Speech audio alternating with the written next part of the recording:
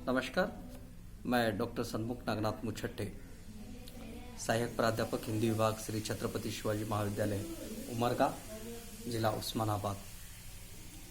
आज मैं बीए तृतीय वर्ष का ऐच्छिक हिंदी का मुख्य प्रश्न पत्र क्रमांक 11 और मुख्य प्रश्न पत्र का नाम है साहित्य शास्त्र 1।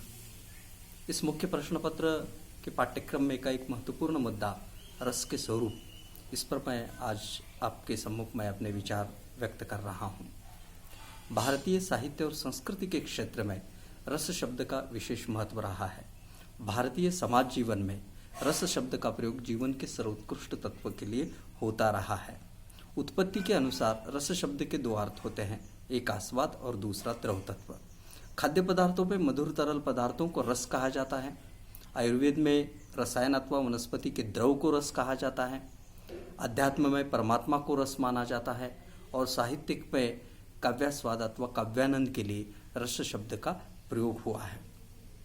काव्यानंद ही रस है और इसका सर्वप्रथम प्रयोग आचार्य भरत ने अपने ग्रंथ नाट्यशास्त्र में किया हुआ है। आचार्य भरत ने अपने ग्रंथ नाट्यशास्त्र में रस के स्वरूप को स्पष्ट करते समय उन्होंने लिखा हुआ है कि विभाव अनुभव व्यभिचारी संयोगात रस निष्पत्ति, अर्थात विभाव अनुभव और व्यभिचारी भावों के संयोग से रस की निष्पत्ति होती है।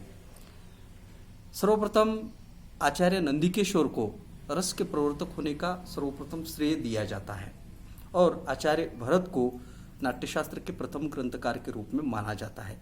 परंतु आज यह सूत्र आचार्य भरत के नाम से ही जाना जाता है, क्योंकि आचार्य भरत के पूर्व लिखा हुआ कोई भी ग्रंथ आज उपलब्ध नहीं है। आचार्य भरत द्वारा प्रतिपादित रस के स्वरूप पर अनेक विविध विद्वानों ने अपने अपने मतों का उन्होंने प्रकाश डाला हुआ है, जिसमें कि अभिनव गुप्त है, मम्मट है, विश्वनाथ है। आचार्य भरत ने रस के स्वरूप को स्पष्ट करते समय इसकी तुलना उन्होंने प्रपानक रस के साथ की हुई है। जिस प्रकार गुड़, मिर्च, खटाई, नमक आदि सभी को अनुपातिक परिमाण में मिलाकर पीने के बाद उसमें से किसी एक का स्वाद नहीं आता, मतलब पृथक रूप से उसमें से किसी एक का स्वाद नहीं आता। उसी प्रकार काव्य रस भी एक अलौकिक और विलक्षण अनुभूति है जो केवल आनंद देती है और ये आनंद अनिर्वचनीय है।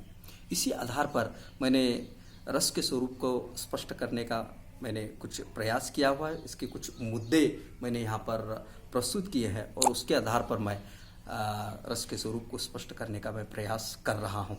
पृष्ठभूमि के स्तर पर ये पूरी जानकारी थी। सर्वप्रथम पहला मुद्दा है, रस अखंड है। रस की अनुभूति अबाध और अलौकिक होती है। विभाव, अनुभव और संचारियों का समन्वित रूप रस होता है। उसे अंश अथवा खंडों में विभाजित नहीं किया जा सकता। वो अपने आप में पूर्ण है, उसकी कोई अपनी श्रेणी नहीं, उसका कोई अपना स्तर नहीं है। वह अपने आप में पूर्ण अनुभव है और वह प्रपानक रस के समान विशेष और अलौकिक है। दूसरा मुद्दा है, रस स्वप्रकाश है।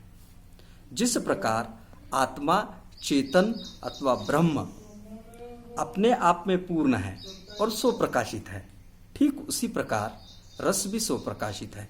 उसको किसी अन्य प्रकाशक की आवश्यकता नहीं होती। जैसे कि आत्मा, चेतन या ब्रह्म, इनको किसी अन्य प्रकाशक की आवश्यकता नहीं होती, क्योंकि वह स्वयं ही प्रकाशित होते हैं। ठीक उसी प्रकार भी रस भी स्वप्रकाशित है। तीसरा मुद्दा है, रस का अपने अभिन्न रूप में आस्वादन होता है। रस की अनुभूति अपने आप में पूर्ण और अभिन्न है, उस प्रकार की कोई और अनुभूति नहीं होती। प्रत्येक व्यक्ति अपनी क्षमता के अनुसार उसका अनुभव करता है। एक व्यक्ति दूसरे व्यक्ति के अनुभूति में सहायक नहीं हो सकता। रस जिस रूप में आस्वादित किया जाता है उसका कोई अपना भिन्न अलग रूप नहीं होता। चौथा मुद्दा है, रस चिन्मय है। रस शुद्ध चेतन, चित्त अथवा आत्मा के समान नहीं है। उसमें अल्प प्रमाण में क्यों न हो, उसमें रज और तुम गुण उपलब्ध है, लेकिन उसमें ये सारी त्रुटियां होने के कारण इसलिए वो चेतन नहीं है, बल्कि चेतन के जैसा चिन्मय होता है। और इसीलिए उसको रस चिन्मय है ऐसा माना जाता है। पांचवा मुद्दा है रस वेदांतर स्पर्श शून्य होता है। रस का आस्वादन करते समय रस हमें लोक स्वार्थ से ऊपर उठाता है। रस का आस्वादन करते समय हमको किसी प्रकार के ज्ञान का स्पर्श नहीं होता। इस समय व्यक्ति अपने व्यक्तित्व को भूल जाता है, स्व को भूल जाता है, मैं कौन हूं इसको भूल जाता है, अपने देशकाल वातावरण को भूल जाता है। सभी बंधनों से मुक्त होकर वह निर्वैयक्तिक हो जाता है और ये सब इन सारी बातों को भूलकर वह उस रस का, उस आनंद का वह अनुभव करता है। काव्य अथवा नाटक के किसी रूप अथवा स्थिति का भी उसको स्मरण नहीं होता। वो कोई नाटक या कोई काव्य सुनता है और उस समय जो भी वो आनंद प्राप्त करता है तो इस आनंद की प्राप्ति के समय, इस रस के आस्वादन के समय वो पूरा ये भूल जाता है कि ये काव्य है, ये नाटक है। व्यक्ति सभी से मुक्त होकर रस का आनंद लेता है और उसमें वो तन्मय हो जाता है और इसीलिए रस को वेदांतर स्पर्श शून्य कहा जाता है। इसका मतलब ये है कि रस का आस्वादन करते समय व्यक्ति अपने सारी परिस्थितियों को भूल जाता है और वह केवल उस रस का आस्वादन करने के लिए तैयार हो जाता है। मतलब वो रस का आस्वादन ही करता है, उसका आनंद ही वो प्राप्त करता है। अगला मुद्दा है रस ब्रह्मा सहोदर है। जैसे कि ब्रह्मास्वाद और रसास्वाद एक ही उदर से जन्म लेने वाले दो अलग अलग आस्वाद हैं, परंतु ब्रह्मास्वाद का स्तर जो है वह रसास्वाद से अधिक ऊंचा है, क्योंकि कोई साधक अपनी साधना के में ब्रह्म को अनुभव करने के पश्चात जिस प्रकार का अनुभव उसे होता है उसे हम लोग ब्रह्मास्वाद कहते हैं। मतलब ब्रह्मा की प्राप्ति करने के बाद व्यक्ति को जिस प्रकार का अनुभव होता है, जिस प्रकार का वह आनंद प्राप्त करता है, उसे हम लोग ब्रह्मास्वाद कहते हैं।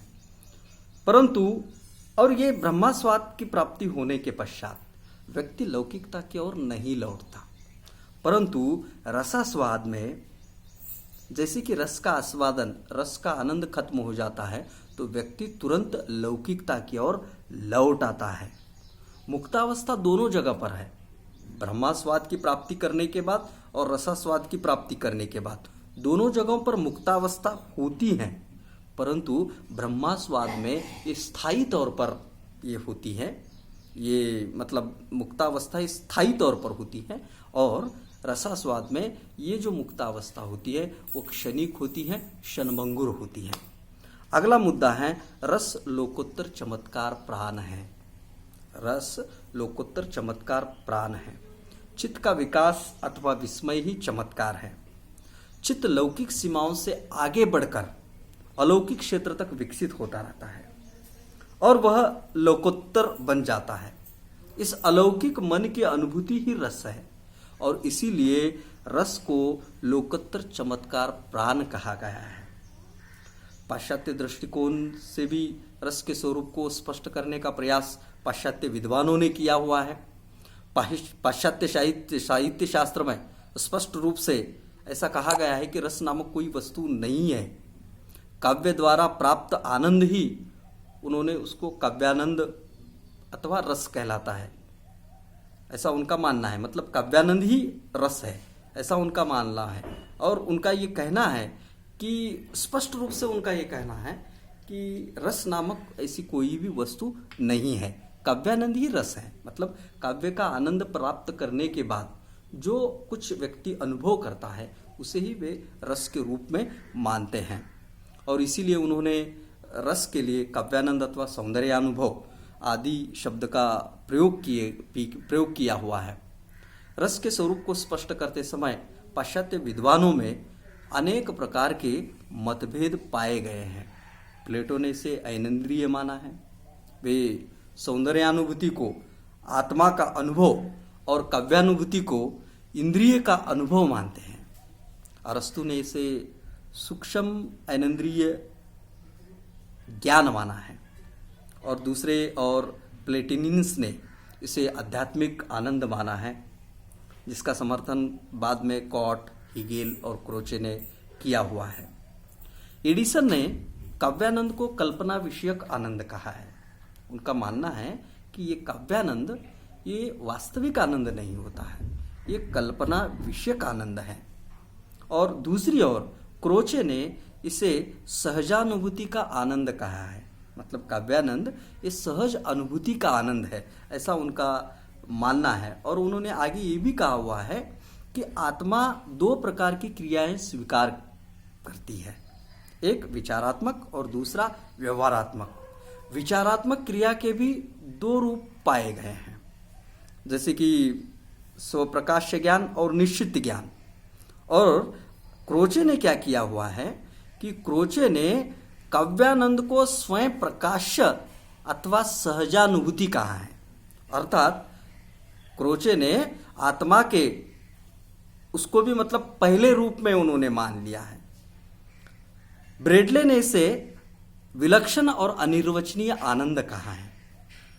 लेकिन इस संदर्भ में आइए रिसर्च का जो दृष्टिकोण है वह अत्यधिक वैज्ञानिक रहा है।